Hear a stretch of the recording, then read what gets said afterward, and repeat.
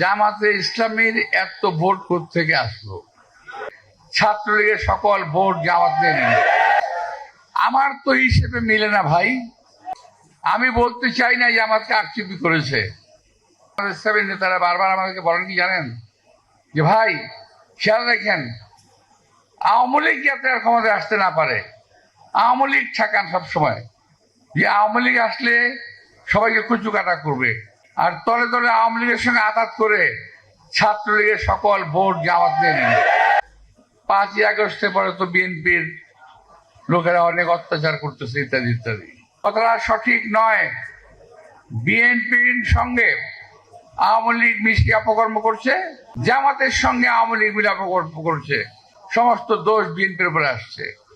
আর বিএনপির ছেলেরা তারা কিছুই বোঝে না, তা আমি বলবো না, বোঝে। তারা এই লোভ সামাল দিতে পারে নাই হয়তোবা।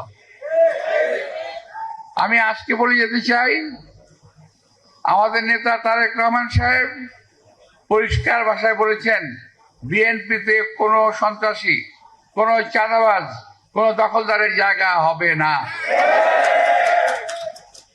এখনো যদি কেউ সামাল না দেন, এখনো যদি নিজেকে কেউ ঠিক না করেন, তাহলে যদি খবর আসে ইনশাল্লাহ আপনাদের বিরুদ্ধে ব্যবস্থা নেওয়া হবে।